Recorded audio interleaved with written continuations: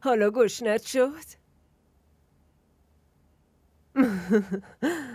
برا باباتم از اینا درست میکنم با دستای خودم. براش ببر، انقدر دوست داشت. اونو غلام رسول. یادمه که همیشه سر این پلو دعواشون میشد. هرچی هم میخوردن سیر نمیشدن. تا لحظه آخر هر وقت از اینا میخورد یاد داداش شفی میافتاد و گریهش میگرفت. لطفاً یه زنگ به عموت بزن. بهش بگم دخترش امروز سر همون سفره‌ای داره غذا میخوره که اون کلی ازش ایراد میگرفت. چشم مادر جان. الان خوابن. من تماس گرفتم. آهان. مادر جان من عکس‌ها رو براشون میفرستم. تو همه چیو بکن تو اون قوطی. مادر جون الان همه دنیا بنده یا این قوطی هن. همینه که همه چی بی برکت شده. هیچی کیف نداره دیگه. مادر جان یه کاری بکنید. یه لقمه برای هوری بگیرید من یه عکس ازتون بگیرم. باشه. الان میگیرم. ربیه این لوسبازی ها چیه؟ چه ربطی به لوس بازی داره؟ عمو خوشحال میشه ببینه. بیا. دهنتو باز کن. بخور دیگه. آهان بسم الله. عکستو گرفتی؟ باشه.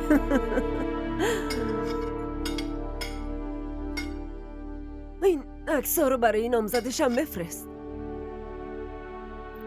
مادر جان اون که هنوز جوابی برای عکسای نامزدی هم نداده.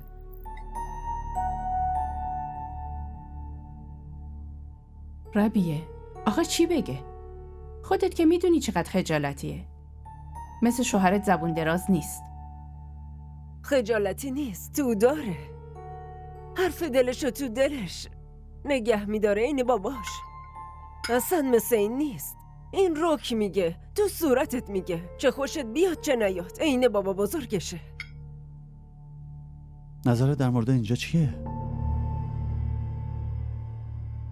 خونه رو خونوادش میسازن. اگه اونا خوب باشن 2 تا اتاق ساده هم خیلی قشنگ به نظر میاد.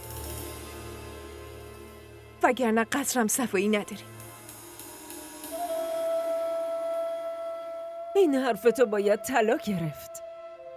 خوشبختی رو آدما میسازن نه دیوارا. مادر جون کاری داداش قیصر ساخت و سازی دیگه.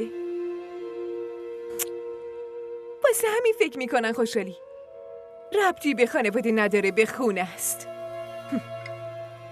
دیوارا برای عزت و آبرو استوار میشن. خوشحالی ما هم به عزت و به آبروه. عزت و آبرو از خوشبختی نشأت میگیره قیصر. وگرنه هر چه قدم دیوارا رو بالا ببری فایده نداره.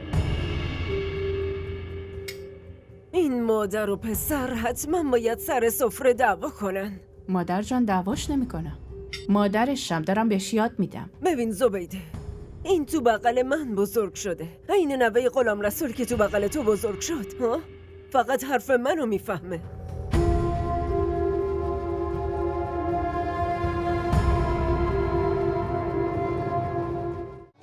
این ویدیو رو لایک کنید، کانالمون رو سابسکرایب کنید تا از سریال های جدیدمون هم آگاه باشید.